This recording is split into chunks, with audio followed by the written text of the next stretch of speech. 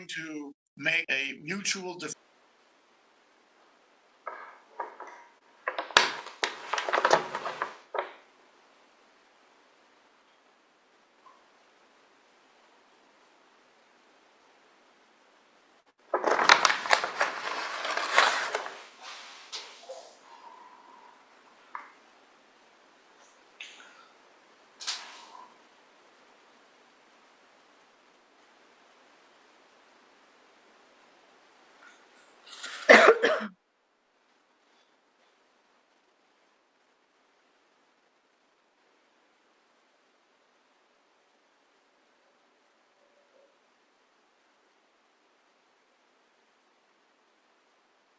Is any one of the 5 of us connected enough to the technological era to know what these people are doing that are like generations younger than me? I think it's a fairly 20th century problem that there's no noise coming out.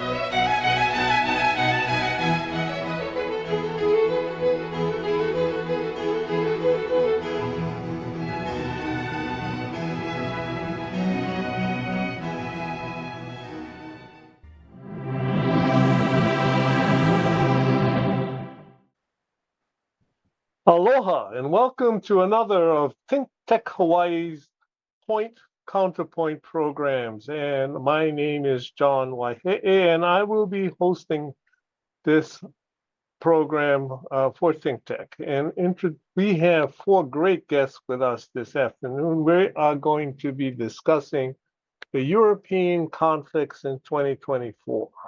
And joining us, we have Professor Jean Rosenfield, from the UCLA. And we have Carl Baker, who is an advisor to the Pacific Forum, senior advisor, by the way.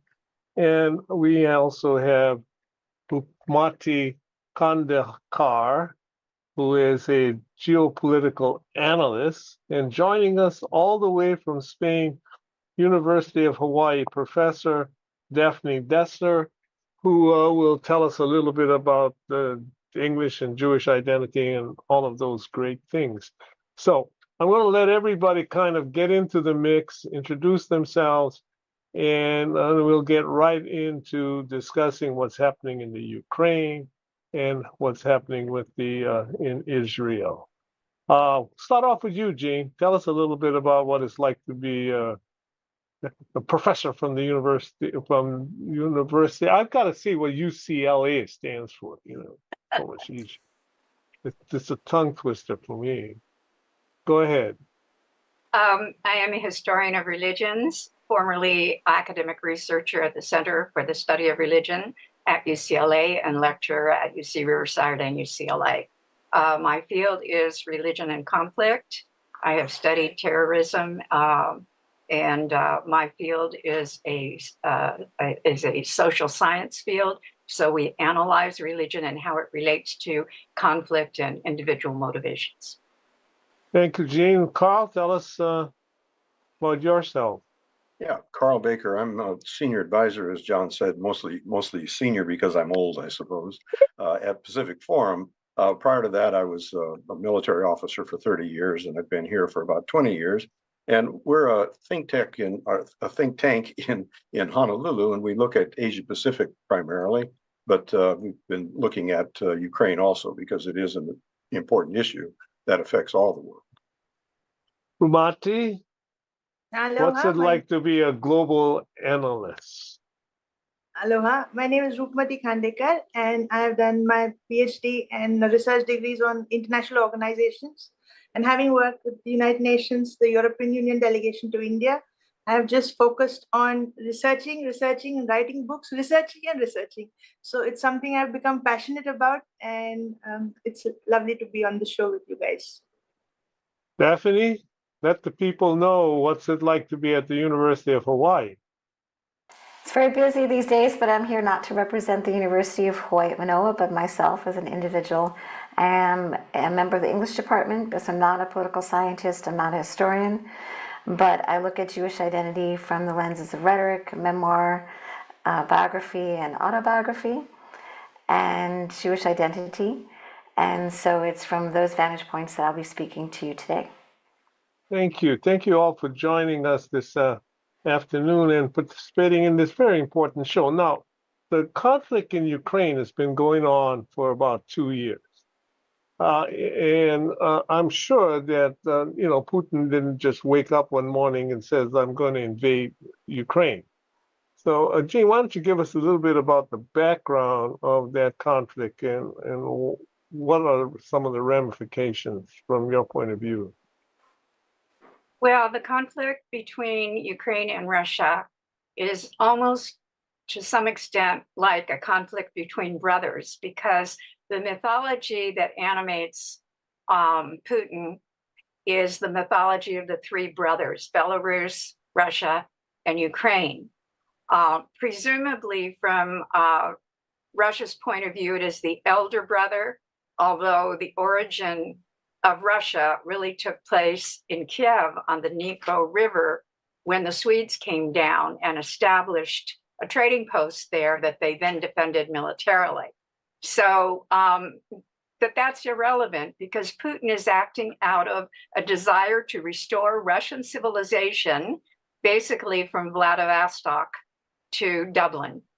And we have to understand the philosophy of Eurasianism, which is a neo-fascist philosophy that animates a party in Russia that runs Russia.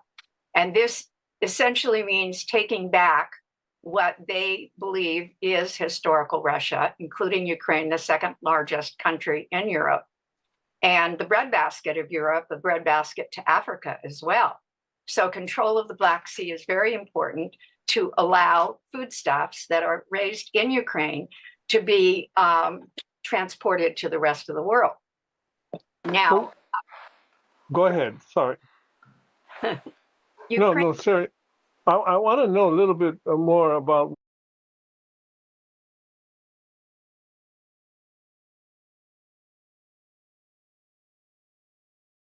what he's just some big bully, or how does this all work? Putin was a KGB officer in East Germany when the wall fell, and he was appalled by Russia losing the territory it had gained after World War II. He looks back to the Battle of Poltava in 1709, in which Russia became the dominant power in Europe. because it defeated Sweden at that battle. Sweden was really trying to invade Russia. And so he feels very defensive about losing the satellites. And as you may have noticed, since 2014, he has been trying to gain territory. In fact, Ukraine is almost surrounded by Russian-controlled territory, including in Moldova. They have a strip of land next to the Ukrainian border. And it's quite obvious that he wants to absorb Ukraine. And for those Ukrainians who do not want to be absorbed by Russia, presumably there is a plan to get rid of them. So we may be looking at a takeover of Ukraine, which would include some mass killings or deportations in a Stalinist way. But Putin is very big on the Orthodox Church, on Russian civilization, on deposing America from its role in the world by establishing a new world order in which our currency will no longer be the dominant currency. He will have control over Europe, maybe through means of energy control, and the United States will become an isolationist state, and the globe will look to Russia. So, Carl, jump in on that. What are the policy implications of all of this for us? I mean, for America, for the world? Yeah, Gene is painting the larger picture of what could potentially happen, I think. But to put it back into what's happening today in sort of policy terms is, I think, important to understand, because I think we are at a bit of a crossroads. Essentially, I think the situation on the ground is there is a ground stalemate. And it's similar to what happened in Korea from 1950, in the late 1950 to 1952, where there's a bit of jockeying between the two, but there's no real territorial advances anymore. Russia has taken the eastern side of Ukraine. It's taken Crimea, and it's basically moved its borders closer to the Dnieper River than it was 2 years ago. But the fact is that, yeah, go ahead. Go ahead. No, I was going to say, given what you just described, though, is there any chance that Ukraine could actually win the war? Well, I mean, that's the real policy discussion, and that's why we're at a bit of a crossroads. Is what does win the war mean? You know, for Vladimir Zelensky, winning the war means taking back all the territory that Russia has taken since 2014. You know, and that, I think, is becoming more and more unrealistic given the ground stalemate, because that was the intent of the 2023 counteroffensive that he put together. But the fact is that there's a number of reasons why, but the fact is that the Russians are fairly well dug in, and so it's going to be very difficult to move that territorial zone now back to where those original borders were. So if you mean is Ukraine in a position to win back all the territory, I think it's going to be very difficult. And I think the real policy issue today is, what does winning mean? What does winning mean for Putin? Well, I mean, if you take Gene's line, the winning means taking Ukraine first and then marching on to Dublin. I think for Putin, in at least the midterm, is to eliminate Ukraine as a state. Gene, you know what's interesting is that there's some conversation now that Ukraine would not be able to exist in the fight without the support from the United States and without aid. And yet initially there was an awful lot of support from the United States Congress going to the Ukrainian fight. And yet today, the same enthusiasm doesn't exist. And the opposition to or the isolationist tendencies in the Congress seem to be driven by at least religious, I think, somewhat of a religious concern, and that is that during the Cold War, communism was, the enemy of Christianity. It was and there was this connection that the left and the and anti-Christianity was together, and yet today that there's still this paranoia about what's left. I don't know what that means that's not the discussion with some of the fundamentalist religious groups in the country, but it seems to me anything that used to be communist, and yet why is it that all of a sudden Putin doesn't seem to be in Russia, at least in my opinion, doesn't seem to be as much of an enemy to at least the religious right of in the United States? The social issues in Russia mirror the social issues for MAGA. They are anti-homosexual. They are pro-family, pro-religion. They are anti-matriarchy. They are pro-patriarchy. So on very basic issues, there are similarities there. But there's something greater.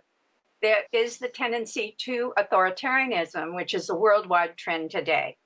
And one of the reasons for that is that nationalism is replacing a general global view. And we have religious nationalism here that undergirds MAGA and the Trump movement. In Russia, they have religious nationalism that undergirds restoring Russian civilization over the Eurasian continent and Orthodox Christianity. So these are motivations which build loyalty to a supreme leader who's a father figure. And both Putin and Trump have a lot of psychological and sociological parallels in their means to power. Power is the major thing, because in power, you can exercise control over how people live their lives. And this is something that the extreme Christian nationalists in the United States and the extreme Putin nationalists and Eurasianists have in common.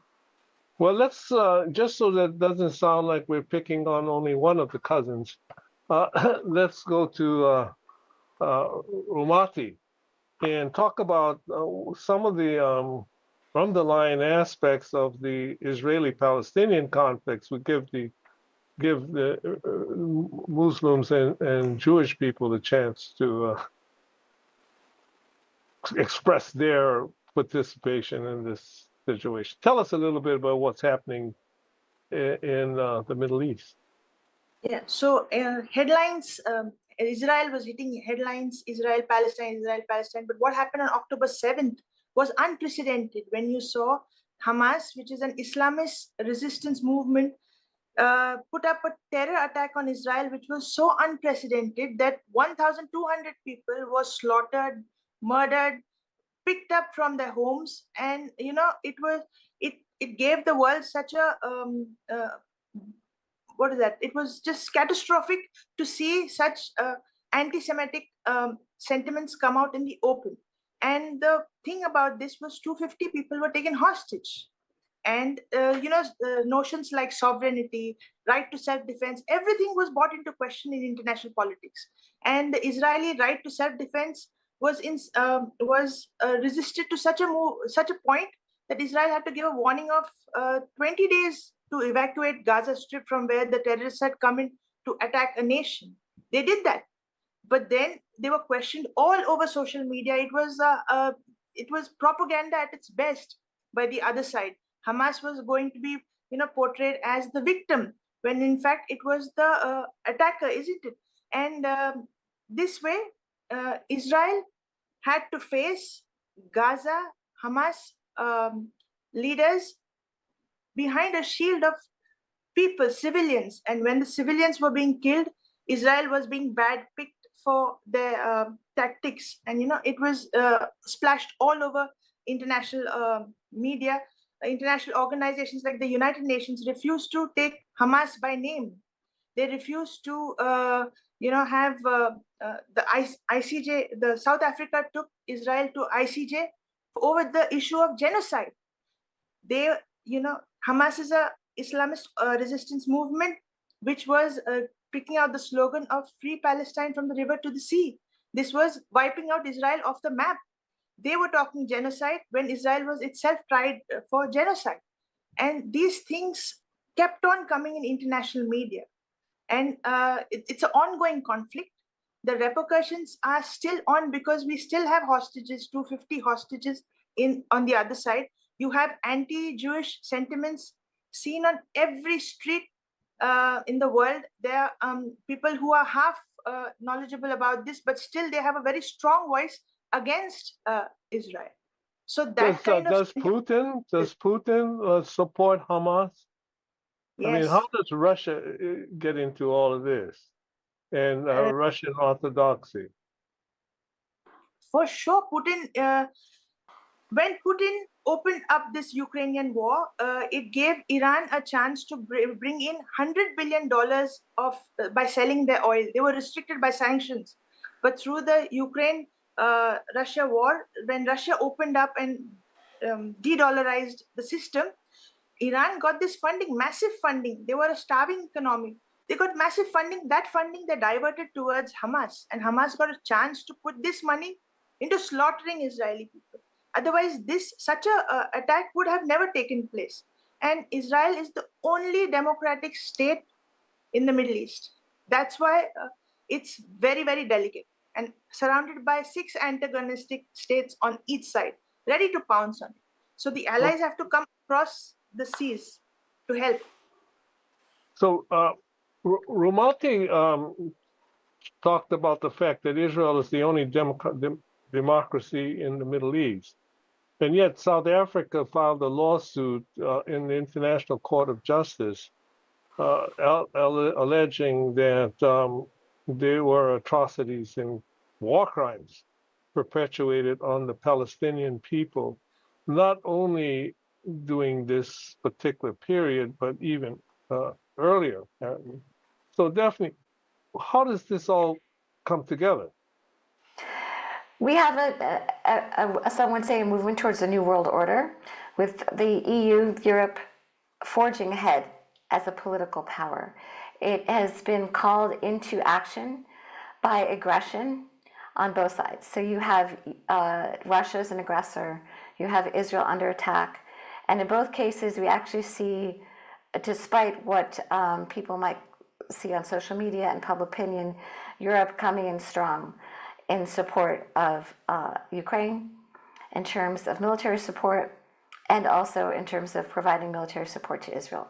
So we have a distinction to be made between the actions of the leadership, in which Europe is forging ahead as a force to be reckoned with, and has come in support of both Israel and Ukraine in ways that Israel has not seen before, and in ways that have not been necessary before. So we see Europe taking a formidable role, and that I think is probably a good thing for both Ukraine and Israel. You know, it's interesting because it seems that not specifically on the war, but as we were discussing earlier by Romati, that there seems to be a kind of anti-Semitism that is coming out again. I mean, raising its ugly head. It seems to do that every so often anyway, but especially now internationally. And that seems to be, at the same time, we also seem to see this continuation, at least in parts of the world, of the anti-Muslim type of feelings. Now, how does that all, seems to be a real, very complex, how does that all kind of fit together? I mean, I'm sure they play off of each other, but what are the roots of it? Why are people at the University of Hawaii going around saying that Israel is actually trying to Judaize Palestine? But we have a long history of the 3 world religions vying for power: political, economic, and social power. I'm currently in Spain teaching abroad, and That's marked in the streets and in the architecture and in the, famous mosques having cathedrals being built right in the middle of them. So the fact that political and religious power have not always been separated means that when you have battles over land and power, and you have theocracies at work, you're going to have the three world religions with three Western religions at war with one another, essentially, being manipulated in these various ways by various world leaders. So that, I think, is a good beginning point. From the Jewish vantage point, which is my own great-grandfather had to leave Odessa, which is part of Ukraine, because of pogroms. And then, of course, Israel, and then he actually fled from Odessa to pre-state Israel, to Tel Aviv in the 1920s. So the Jewish story has always been one of attempting escape and survival wherever it could be done, and is considered one of the oldest forms of discrimination, centuries old. And so whatever happens at the University of Hawaii is not unique to this particular time, place, or period. How effective the internet would be an institution like the international, and this is for anybody, International Court of Justice to deal with things like anti-Semitism, and the atrocities that we now see in war, not only in the Israeli-Hamas conflict, which obviously occurred, but also in the Ukraine. I mean, what's happening to our civilization? Maybe, Jean, you can jump into some of this. Yes, I'm personally researching the answer to that question now. I don't have the answers, but there is, as I said before, a global trend of authoritarianism. It has taken over the primary ideological conflict of the time from religious terrorism. That wave is kind of exhausted itself. And what we're having now are aggressive states that are developing religious bases for their superiority and and we're seeing aggression, national aggression. So what we're seeing in terms of war, and Carl can speak to this even better, is a return to the type of warfare we saw in World War II. And in terms of great powers vying for a new world order and exacerbating conflicts in proxy states like Iran and Israel and Ukraine, is an attempt to become a global power, a supreme power. And this really amounts to a return of neo-fascism. But the conditions of the military on the ground in Ukraine right now, as Carl has said, are at an extreme point. And there has just been a replacement of top generals owing to the concern about the lack of ammunition and manpower in Ukraine relative to Russia and what this means in the long term. And I think Carl can speak to that. Yeah, why don't you jump in this, Carl? And yeah, I mean, there is this important underlying theme about religion and long historical trends. But in practical policy terms, again, what Jean is talking about is sort of this breakdown of post-1945, where when Russia invaded Ukraine, a sovereign state, this sort of broke the norm. And I think that this is an important point to recognize, is that once you break that norm, then things do start falling apart, and the international institutions that we've built are no longer adequate to address some of these problems. So to get to your question about the ICJ, yeah, the ICJ can investigate genocide, but when you're breaking norms, that seems much less important than it did 10 years ago when everyone was still abiding by the norms of sovereignty. And I think what's happened now in the rest of the world is that the rest of the world is watching this, and they're watching these narratives, and the narrative that we've tried to build around democracy as this is a defense of democracy, becomes less resonant, doesn't resonate as well as it would if we were talking about the breaking of the norm of sovereignty.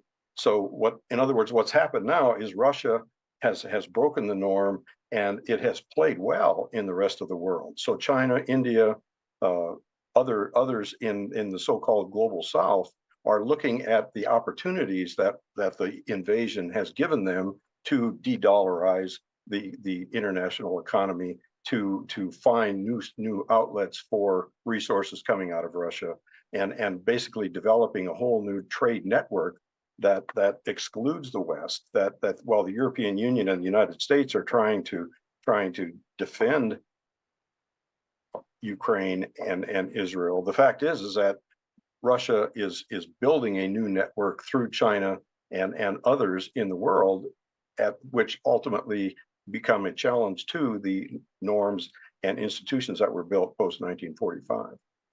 Wow, that's a great place to take a break. And we're about ready to do that because we want to come back and apply what you just said, Carl, to the situation, in geopolitical terms of what's happening in Israel. That this may not be simply a question of terrorists versus their neighbors. This may be something much deeper in the Middle East as well as the Ukraine. So with that in mind, we are going to take a short break and come back in about a minute.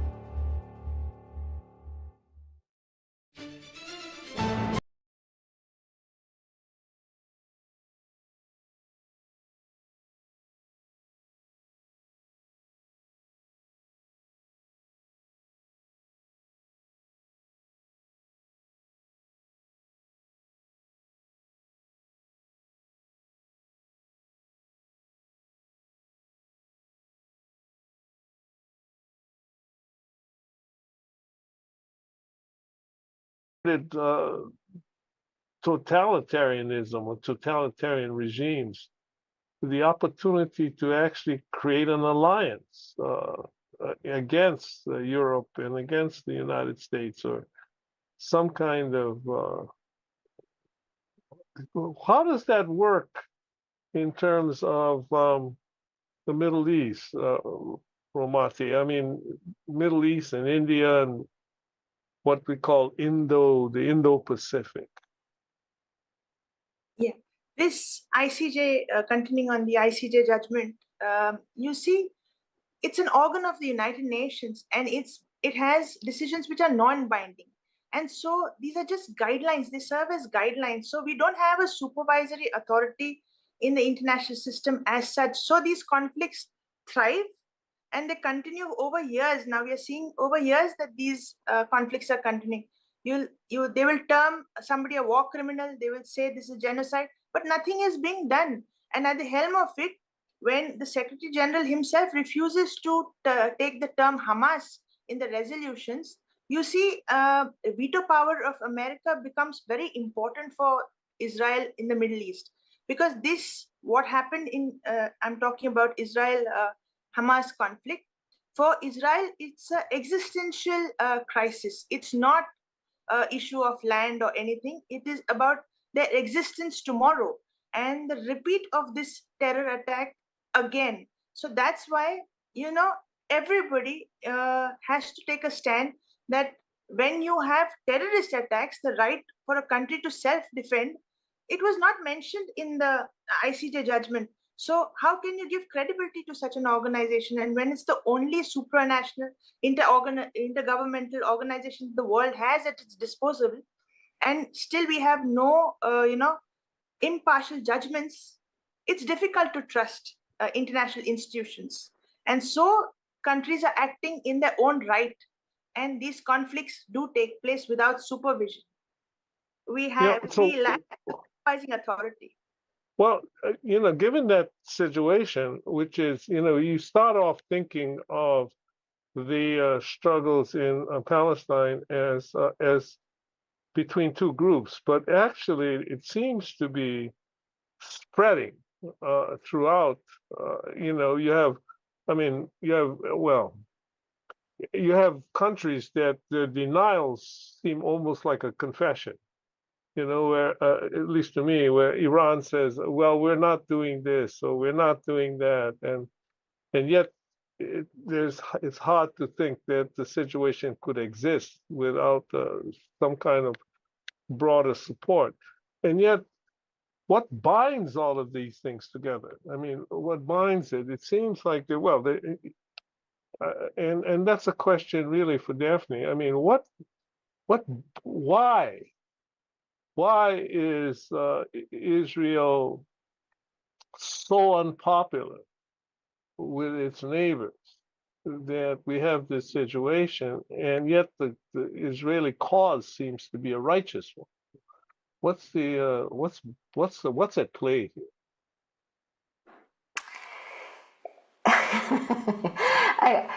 It reminds me of a question when I teach film and literature of the Holocaust, we're in Spain right now, so I begin with 1492 and the expulsion of the Jews from Spain, and it reminds the students that the Jewish people there had to wear either red or yellow cloth to designate themselves as Jews. Eventually, there's a decision made that they should be just expelled altogether, so there can be a Catholic hegemonic power, so essentially theocracy. And the students almost always ask the same thing: why do they hate the Jews so much? Why? As kind of just a precursor, right? I'm trying to give a precursor to the Shoah, to the Holocaust. If you have the expulsion in 1492 of Jews, then you have the reemergence of the Yellow Star as a kind of way of marking people who otherwise might be able to pass.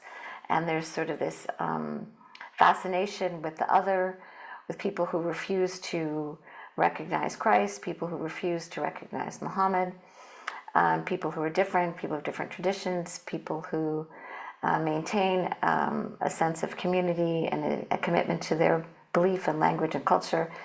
In various times have seen to be some sort of political threat to that hegemonic power. So we see that again since I'm teaching in Spain in Franco's regime, that he would also sort of position the Jewish people as a potential threat to fascism in Spain. How realistic that threat was is probably not in keeping with the alarms that he attempted to fashion. So you're asking two very complicated different questions. I think the positionality of Israel geopolitically, what it represents traditionally as the only quote unquote democracy within the Middle East. The U.S.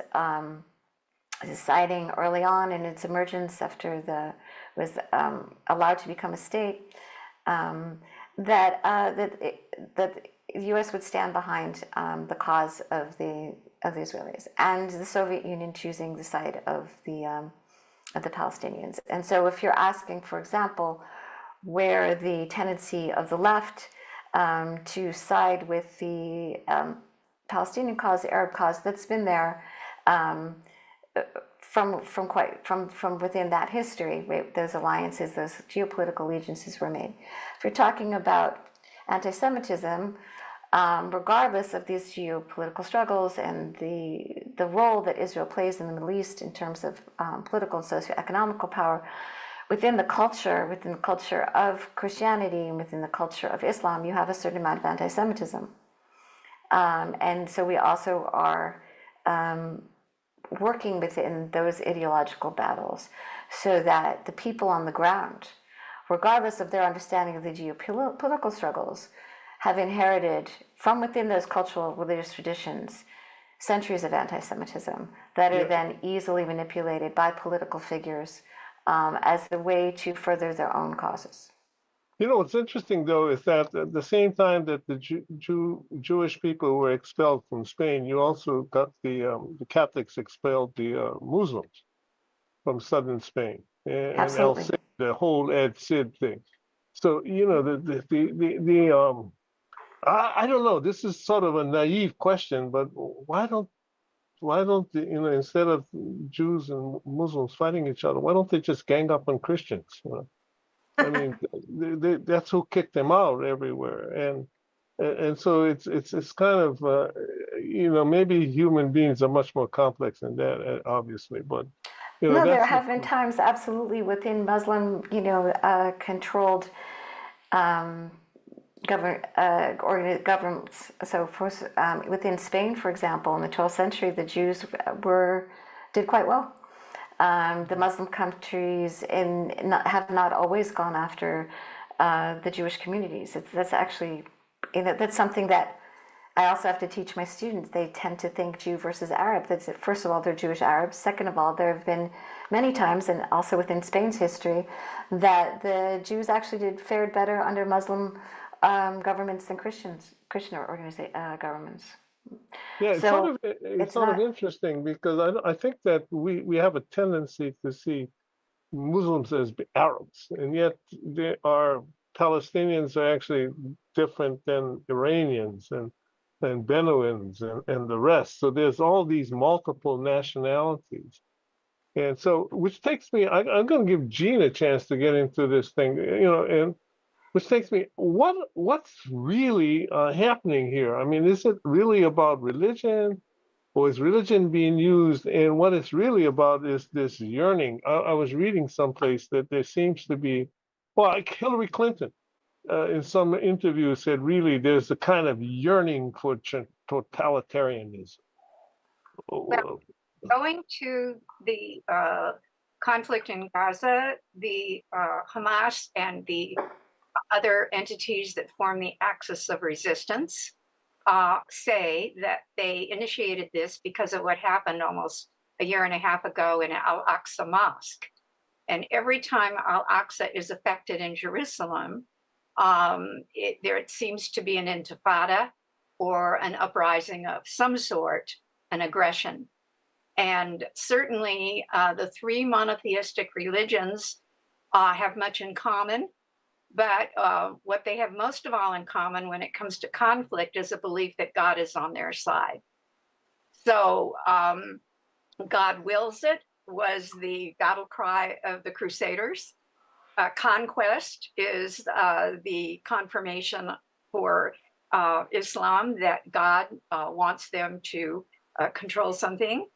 And for Jews, if you go back to the Torah 3,000 years ago, you see that God promised the land to the Jews. So these three related religions, the eldest brother of which, we're back to three brothers again, is Judaism, all believe that God is behind their initiatives. And the way that Hamas describes this war is they call it the Al-Aqsa flood, or the Al-Aqsa storm. So while the world is looking at this from much more pragmatic reasons, such as power, military, history, and all of that, there is a religious underbelly to this, because in terms of personal group identity, you need a religious foundational myth. And those that do not subscribe to this religious foundational myth are constructed as the other. When you have a construction of the other, you have potential for dehumanization. And dehumanization must precede violence. in terms of group wars. So we see. So taking this back into Russia and Putin. You know, when Stalin was in control, the mantra in Russia was that, and this is really, really, you know, short, you know, and getting to it, but it was something along the lines that religion was the opium of the masses. That if anything, we ought to get rid of it. And then you get to Putin takes over the country, and one of the first things he does is he immediately makes peace with the Russian Orthodox Church, which you know, which existed, by the way, even during the Stalinist era, and but it's sort of state related, state religion, and they start to prosecute gays and the rest of it, and then he invades the Ukraine, and there's a split in Orthodoxy. So it's not only, you know, between Jews and Muslims and everything. It's actually Christians are having their field day as well, right? I don't. How much does that play into the Ukrainian conflict? Religio is the root word of religion. Religio means to bind. If you're going to have control over a population and you become the father figure and the leader, you need a binding force. And what brings people together is their desire to belong. We all have a kind of an atavistic desire to be in a group because evolutionarily, that's how we defended ourselves against other species. So theorists in social psychology state that this need to belong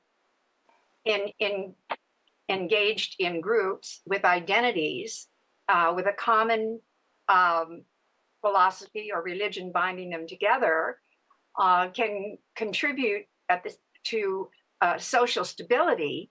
But the price of social stability may be aggression against the other, whom the group feels is encroaching on its territory, its culture, its identity, and its interests. Well, Carl, coming back to the United States, we see reports now of, and in my opinion, it appears to be affected by what's happening in the Ukraine and what's happening in Israel, and that is that this whole theme of nationalism. And it used to be that to be a patriot in the United States was to be and to be anti-Russian. And yet the so-called supreme patriots, the real right-wing types that you would expect in years past to be anti-Russian. I mean, it was almost like a mantra of the conservatives that you had to be anti-Russian, and there's a growing movement in conservatism that is now saying that you have to be anti all of these things. I'm well, on the social values, but there seems to be anti-Semitic tendencies, anti-Muslim tendencies, in infecting our politics. How does that play with all of these conflicts? Yeah, I mean, this is really a question for Gene, but I'll take my stab at it. I mean, because I think what Gene is talking about is this process of othering, and clearly, in the 1950s, as you suggest, McCarthyism was a real thing, and it was very much an anti-communist sort of movement. But what's happened in the United States is, like in much of the rest of the world, is it's not really about an ideology anymore as much as it is a form of nationalism. And I think in the United States, what's really being developed in this nationalism is an anti-globalism. And so it's not so much the other has become the globalists of the world. So when you listen to some of the rhetoric coming from the far right, it's really the anti-globalist that is the anti-globalist aspect of it that is becoming the more important element. So it's really a matter of othering, but it's the globalist has sort of been the recipient of the nationalist ire, I think, in the United States.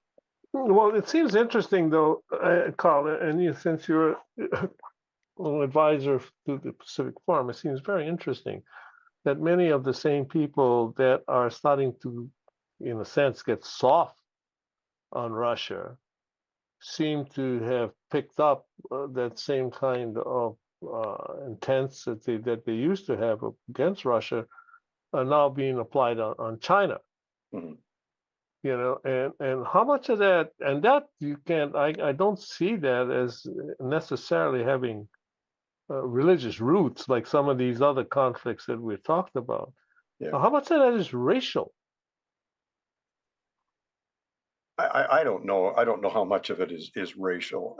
You know, I think I think in my mind there's a tendency to overthink the racist aspect of it. I think in the case of China, you know, to shift completely to the other side of the world, I think that the in the United States, the dissatisfaction with China is that China sort of beat the United States at its own game again in globalism, where China has developed a much stronger economy than the United States thought was possible. And so, you know, I think that there's a bit of a backlash. It's a globalist backlash, but it's against China because they see China as the threat to American hegemony, both in the region as well as in the economy. And so I think that's where the nationalist aspect of the United States interacts with China. It's not, as you say, it's not really religion as much as it is something that the United States sees itself as losing its hegemonic position in the global economy, and it sees China as the reason for that happening. And so, you know, in this case, I don't think it is about religion, and I don't really see it so much as a racist thing as a state to state, you know, geopolitical sort of thing. We jumped at that in the beginning anyway. The U.S. jumped to back up the Ukraine, and when Russia invaded Ukraine. How serious are we to do the same thing? And what's the prognosis if China was to invade Taiwan? I guess I'll take that question. I mean, it's a leading question because first you have to believe that China is going to attack Taiwan, and in my view, I think China is reluctant to do that because it sees the problem with trying to take China or take Taiwan by force. I don't think China is to the point where it sees it to its advantage to take Taiwan by force. I think it much more is inclined to wait Taiwan out. That it sees the United States and Japan as unable to ultimately defend Taiwan, and that its overwhelming presence in the region and its growing dominance in the region will force Taiwan into a subservient, at least economically subservient position to China, where it becomes a matter of Taiwan accepting China as the hegemon in the region, and therefore acquiescing to its demands for recognition of Chinese sovereignty. Which kind of makes the situation interesting in the sense that it makes Putin even sound more irrational than he appears to be. I mean, why would you attack Ukraine, given the fact that you would get the kind of resistance that you now have? And so well, far, I think Putin was pretty surprised that he got the resistance he got. Remember, you know, I think Putin, it was certainly a strategic blunder on his part to think that he was going to drive tanks into Kiev and take over Ukraine when this war started. So I think that was a misreading on his part. Would Romati, would Israel be able to even exist without the support of the Western powers, given the widespread opposition they seem to face in the Middle East? Right. It's the anti-Israel rhetoric is so strong, and the domination and the readiness of every antagonistic country to jump onto Israel and wipe it off the map. Every statement that comes out of political leaders at the helm is to wipe Israel off the map. And this kind of aggression that Israel has to face would not have been they would not have been able to resist this if we did not have support of the Western allies and US in particular. And these regional conflicts do have global implications. Now, this religion, what we talked about, Mount Mosque, Alaska Mosque, it was Temple Mount before, a religious place for the Jews. Now, when you convert it into a religious place for Muslims, the third most holiest site for Muslims, there is a regional religious tension, and that religious tension leads to land conflict, this that. But this global implication will be when these people migrate outside, they come to democratic societies like Europe and America, and they dominate or implement their religion, their culture onto a democratic society which does not want to accept them. And that that kind of tension would lead to more conflict, resistance in democratic societies. So these two regional conflicts are going to have terrible repercussions on the global society in a few years' time. So Daphne, what happens if Israel wipes out Hamas? I mean, does that stop anything, or do we just have another group popping up? I don't actually think Israel will wipe out Hamas. I'm not sure that's possible. But I think what I would say is that what's worrying about what's happening in Ukraine and what's worrying about this particular attack by Hamas on Israel is the dehumanization that's involved, so that we have across all civilizations an agreement that we protect children, we protect the elderly, and we do not use sexual violence against women in negotiating conflicts. When you have civilians brought into the conflict in this way, through terroristic means, and you have the kind of aggression that we see in the Ukraine, we're seeing a heightened tolerance for dehumanization.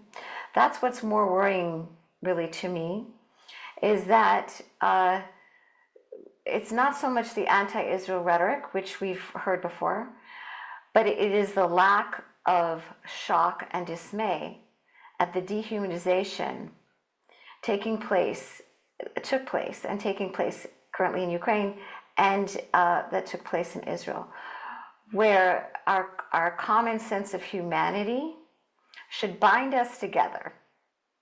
So this is another way of thinking about religion. Our common sense of humanity should bind us together. Regardless of ideological, if I could just finish, regardless of our ideological positionings, to express outrage at the murder of babies, the kidnapping of children, kidnapping of elderly, and of Russia's aggression towards Ukrainian people. So this is where the humanitarian response and a sense of ourselves as ethical actors on the global stage is where we need to begin to find hope and resilience and collaboration, rather than sinking into a kind of despair over the ways in which we are divided. I think that's a great capsulization of what, of the discussion and where we are. We're the good guys, we think, anyway. I mean, we're on the right side in Ukraine, we're on the right side in Israel, and yet we seem to see the world, in a way, uniting against us, which was described by Carl, the idea of new alliances. And they seem to have one thing in common, because it's, we've talked about religion, but it really isn't religion, because half of Russia that's threatening Ukraine is Muslim, for example. But it seems to be this thing about totalitarianism. I mean, like people seem to, it just seemed that they want something more than democracy, or different than democracy. We got about a minute. Anybody can grab it wherever we are and go for it, How much of this is, how much of a symptom are the Ukrainian situation and what's happening in Israel, and how much of it is the cause of where we find ourselves as a country? Does anybody want to try that? Well, totalitarianism is on the rise. Neo-fascism is on the rise. The type of military conflict on the ground, even the use of drones, which imitates the kamikaze campaign by the weaker Japanese entity in World War II, all brings back the prodrome to World War II. And I do believe we are in a third world war right now, which is a hybrid war. It's fought with different weapons, but there is extreme polarization between, as Carl has explained to us, and this is well within the philosophy of Russia and its alliance with China. At this time, they would like to win without losing too much. So they're using other means, space, threats, narratives, propaganda, psyops. Thank you. I was hoping to end this program with sort of upbeat, but it's difficult to do. So I'm actually going to give each of you a chance to say a few words, and we're going to run slightly over time. But Romati, any last comments about our discussion? I just hope that they differentiate between Putin's aggression in Ukraine and Israel's right for self-defense against terrorism in straight terms, rather than equating both of them as aggression of countries. That's the only thing. Thank you. Carl, anything? Yeah, I'll say real quickly. I think, Daphne brings up the issue of a humanitarian approach. And I think it's important that we remember that the humanitarian approach is really where we should be binding ourselves into a common theme. Is we need to think about a humanitarian answer to conflict. Daphne, you got the last word. Well, in the face of effective polarization, emotional polarization, which tends to create conflict and has us emphasizing conflict, our best weapon against that is our common humanity. And so I will end on that note. That's where my hope lies, and that's where my efforts lie as someone in the humanities, someone who studies the humanities, is to find the common ground and the good in each culture, in each religion, in each nation, that we have a commonality that values life and that protects the innocent and defends those who cannot defend themselves. And we all know that to be true. And we need to depend on our senses of what is right and what is good in times of conflict, and not be manipulated by an attempt to polarize along and divide along these manufactured conflicts that have to do with identity and ideology. So I tend to be hopeful. Thank you. And thank all of you. Thank you, Jean. Thank you, Romati. Thank you, Carl. And thank you, Daphne, for a very, very intense discussion this noon. We appreciate you joining us, and we appreciate all of the people who sent in 100+ questions, by the way. And and thank you for listening. And we look forward to further discussions in the future. Aloha, everybody. Mahalo for joining us.